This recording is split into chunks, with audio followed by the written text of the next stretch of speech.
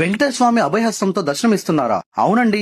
Normal గా వెంకటేశ్వర స్వామి అంటేనే ఒక చెయ్యి కిందకుంటుంది, అంటే కటి హస్తంతో ఉంటారు. కానీ ఇక్కడ మటుకు స్వామివారు తన కుడి చేతిని పైకెత్తి అభయ ముద్రలో ఉంటారు, అంటే భక్తులకు అభయం ఇస్తున్నట్లు కనిపిస్తారు. ఈ అభయ ముద్రలో స్వామిని దర్శించుకుంటే కోరిన కోరికలన్నీ నెరవేరుతాయని భక్తుల నమ్మకం ఉంది. అసలు ఈ టెంపుల్ ఎక్కడుందంటే తిరుపతి నుంచి సుమారు 16 కిలోమీటర్ల దూరంలో అప్పలాయగుంట అనే ఊరిలో శ్రీ ప్రసన్న వెంకటేశ్వర స్వామి అనే ఆలయం ఉంది. ఇక్కడ స్థల పురాణం ఏం చెప్తుందంటే, వెంకటేశ్వర స్వామి పద్మావతి అమ్మవారిని పెళ్లి చేసుకున్న తర్వాత వకలామాత ఆశ్రయానికి వెళ్తూ వెళ్తూ మార్గమధ్యంలో శ్రీ సిద్ధేశ్వర స్వామి తపస్సుకు మెచ్చి ప్రసన్నుడై అతని కోరిక మేరకు ఇక్కడ ప్రసన్న వెంకటేశ్వరునిగా అభయహస్తంతో వెలిసినట్లు తెలుస్తుంది. అందుకే ఇక్కడ స్వామివారు చాలా ప్రశాంతంగా ఉంటారు. ఇక్కడ ఇంకో విశేషం అంటే, మెయిన్ టెంపుల్ కి ఆపోజిట్ లోనే శ్రీ ఆంజనేయ స్వామి విగ్రహం అయితే ఉంటుంది. ఇక్కడ ఆంజనేయ స్వామికి ముందుగా పూజలు చేసిన తరువాతే వెంకటేశ్వర స్వామిని దర్శించుకోవడం ఆచారం. ఇంకా గుడి లోపల వెంకటేశ్వర స్వామి గర్భాలయం వెనకాల పద్మావతి అమ్మవారు అండ్ ఆండాల్ అమ్మవార్లు అయితే ఉంటారు. ఇక్కడ స్వామివారిని చాలా దగ్గరగా నిదానంగా దర్శించుకోవచ్చు. ఈ అప్పలాయ గుంటకి అసలు ఈ అప్పలాయ గుంట అనే పేరు ఎలా వచ్చిందంటే,